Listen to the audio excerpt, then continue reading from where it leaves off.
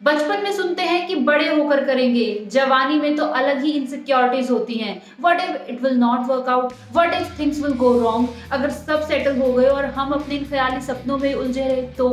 और फिर बुढ़ापे में तो और अलग टेंशन कि लोग क्या कहेंगे। ये सब तो बच्चों वाली हरकतें हैं।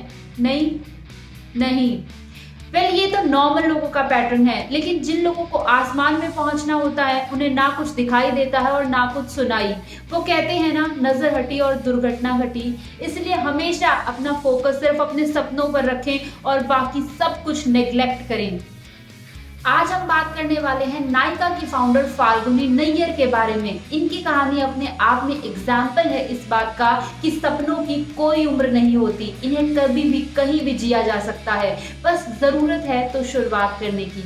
लेकिन इनकी कहानी शुरू करने से पहले मैं आपको सिर्फ यही कहूंगी कि प्लीज इस वीडियो को लाइक करके चैनल को सब्सक्राइब जरूर कीजिएगा, ताकि आपको मेरी हर नई वीडियो की नोटिफिकेशन मिलती रहे। तो चलिए शुरू करें। फाल्गुनी का जन्म 1963 में मुंबई में हुआ था। इनका एजुकेशनल करियर काफी अच्छा था। इन्होंने अपनी पोस्ट ग्रेजुएशन IIM अहमदाबाद से की थी, जहां पे ये अपने हस्बैंड संजय नैयर से भी मिली थी। अच्छी पढ़ाई के बाद इनका प्रोफेशनल करियर भी काफी अच्छा गुजरा। इन्होंने बड़ी बड़ी रेप्यूटेड कंपनियों के साथ काम किया और जब लास्ट में जब इन्होंने जॉब छोड़ने का डिसाइड किया, तब ये कोटक महिंद्रा ग्रुप से जुड़ी हुई थी। वहां पर इन्हें MD तक की पोस्ट मिल चुकी थी।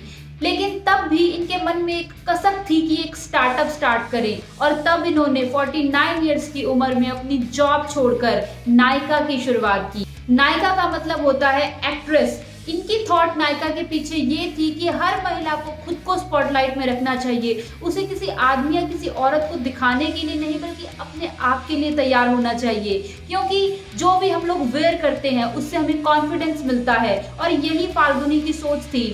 फाल्गुनी को लगता था कि वैसे तो बहुत सारे स्टोर्स हैं, लेकिन फिर भी इंडिया में मेकअप को उतनी इम्पोर्टेंस नहीं दी जाती। उन्हें लगता था कि प्रोडक्ट्स तो बहुत सारे बने हुए हैं, लेकिन उनको यूज करने का तरीका कोई ही बता पाता है। फाल्गुनी अपने एक इंटरव्यू में बताती हैं कि इन्हें यूं तो ब्यूटी प्रोडक्ट्स का ज्यादा कोई शौक नहीं है, लेकिन फिर भी ये एक स्टोर में गई थी।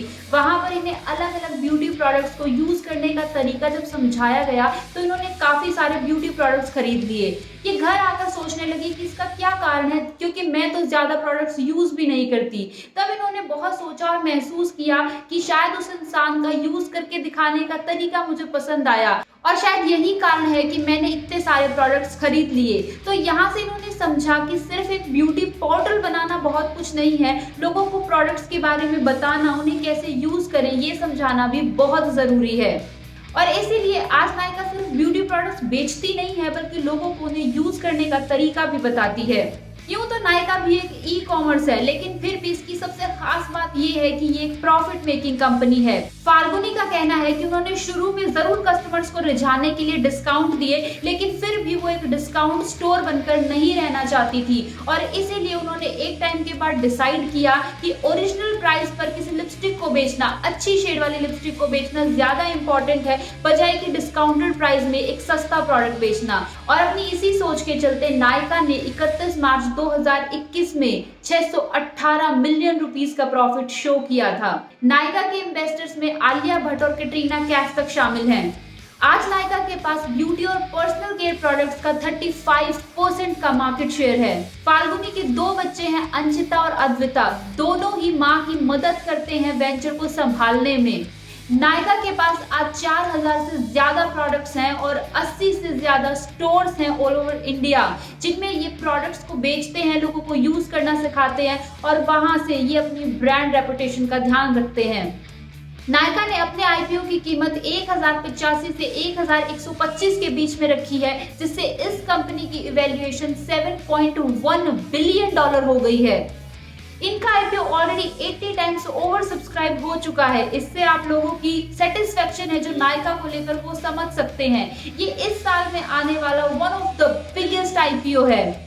सही कहते हैं लोग कि सपनों की कोई उम्र नहीं होती। अगर उस वक्त फाल्गुनी ने लोगों की बातें सुनी होती, जो उन्हें MD की जॉब छोड़ने पर कह रहे थे कि वो कितनी पागल है, वो कैसा क्यों कर रही है, वो क्यों अपनी जिंदगी को खराब करने पर तुली हुई है, लेकिन अगर फाल्गुनी ने उस दिन वो कोशिश नहीं की होती, उस दिन वो हिम्मत नहीं की होती, तो आज नायका जैसी ब्रांड हमारे बीच में नहीं होती।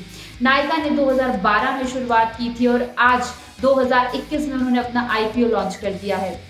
तो मुझे कमेंट करके ज़रूर बताइएगा कि आपको ये कहानी कैसी लगी। मिलते हैं अगली वीडियो में, तब तक के लिए बाय बाय।